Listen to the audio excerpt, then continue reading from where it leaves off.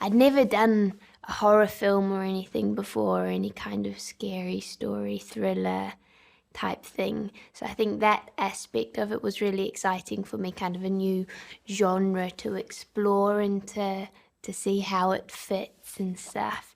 But also I really loved the relationship between Ellie and her grandma, played by Rita Tashingham, because like Ellie, I'm really, really close with my grandma, and she's played a massive role in kind of my upbringing. And my grandma has taken me to my piano lessons since I was 6.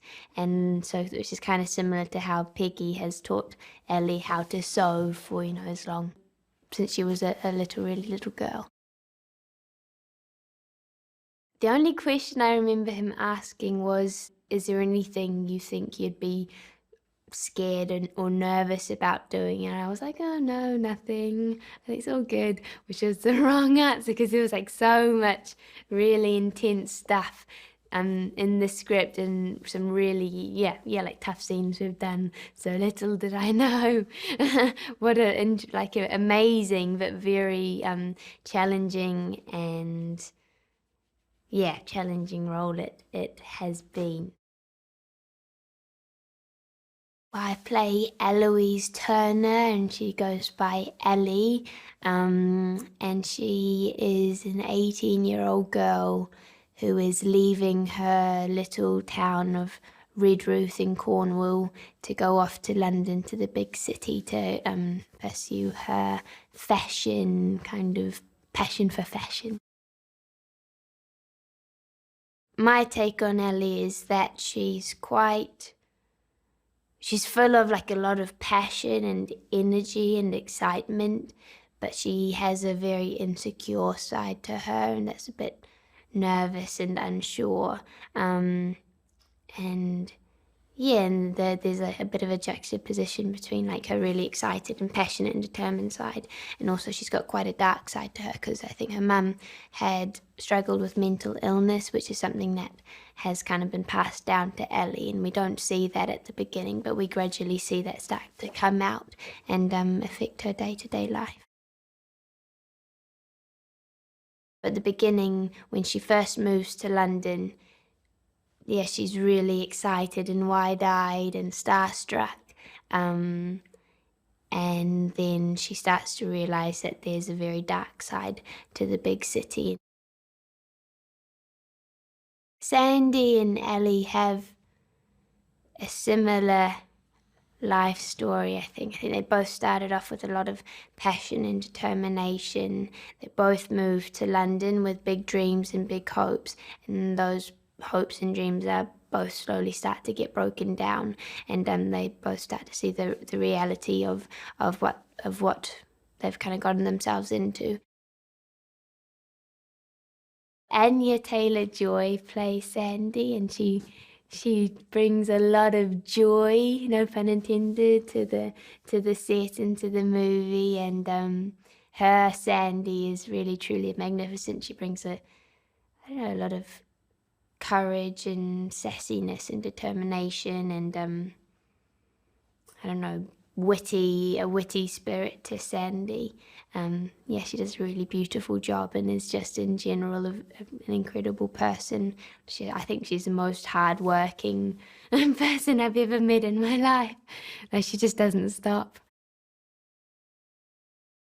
Matt is amazing. Is such a cool guy, and it's crazy working with him, because I remember like watching the Doctor Who series and just being a bit geeky with me and my best friend Kiki over all that, and watching The Crown and everything, and then meeting him in real life. It's like, whoa, that's crazy. And he is, like Anya, just such a joy.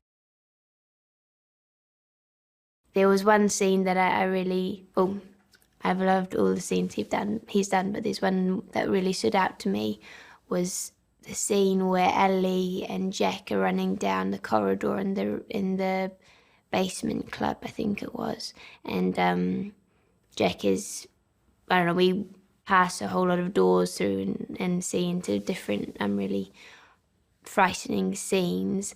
And I really admired how Matt didn't do that performance in just a typical kind of scary asshole way. He did it in a real kind of like Joker, kind of sadistic, teasing kind of way. And that was like, I don't know, that really excited me. I thought it was really amazing.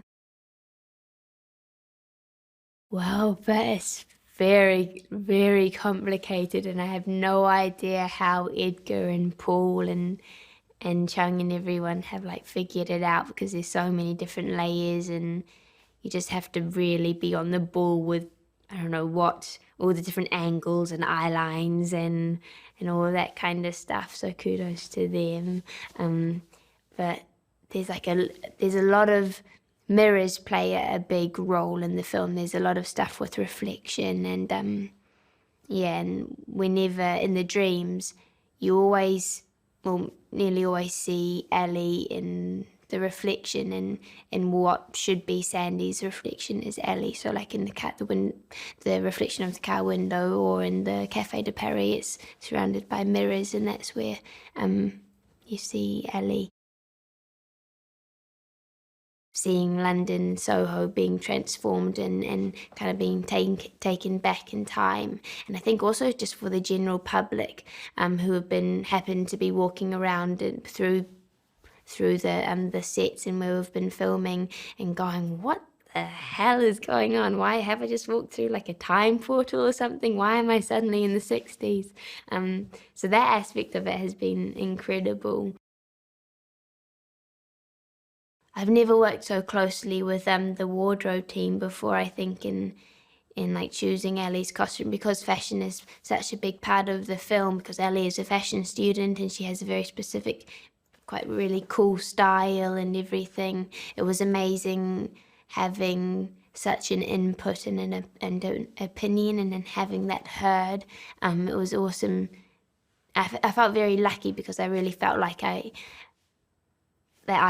had even more power in developing Ellie as a character, as a person. And same with makeup, with the wigs and everything.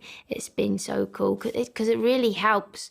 Like same with the accent, with the costume and with the makeup and hair and everything. It really helps to develop the character and to just to bring Ellie alive.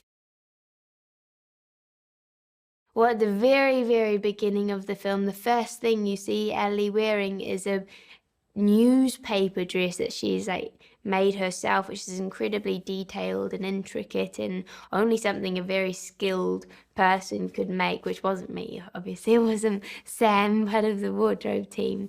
And then when she first arrives in London, she's wearing like homemade or a homemade overall dress with like a funky turtleneck cheetah print top underneath and a big brown jacket, and that's her country mouse look, kind of her just home DIY homemade look, where she looks with her plaits looking a lot younger and innocent and kind of naive and excited. Just researching Diana and watching videos of her from her past roles that Edgar sent me, and seeing how amazing she is and how like strong and sassy and cool and talented she is.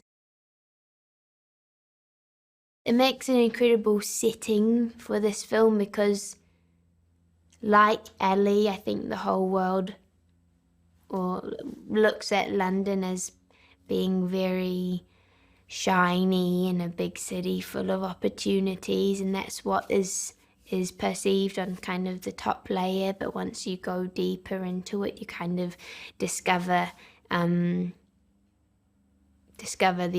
harsher, dirtier side of London, and that's the journey that Ellie goes through as well.